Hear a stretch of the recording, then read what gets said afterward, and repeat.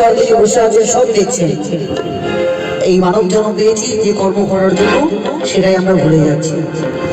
বারবার এই জন্ম আসবে না গো, বারবার আমরা ফিরে আসতে পারবো না, কারণ ভালো কর্মটাই করতে পারছি না, ফিরবো কোথা থেকে? তাই মহাজন বলছি, বারে বারে আর আশা হবে। কাগজ সাধক বললেন 84 লক্ষ জন্ম ভ্রমণ করে এই মানব জন্ম আমরা হেলায় হারাচ্ছি। কারণ বিন্দু রূপে পিতার মস্তকে ছিলাম, কাম বসিলাম মাতৃগর্ভে, মাতৃজঠরে আমরা অনেক কিছু বলেছিলাম। হে দয়াল হরি, এই অন্ধকার জগৎ থেকে তুমি আমায় মুক্তি দাও, ওই ধরাধামে গিয়ে তোমার নাম গুণগান করব।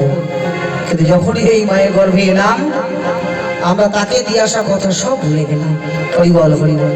তাই মহাজন বলছে, বারে বারে আর আশা হবে না, বারে বারে আর আশা হবে না। এমন আর হবে না, বারে বারে আর আশা হবে না, বারে বারে আর আশা হবে না।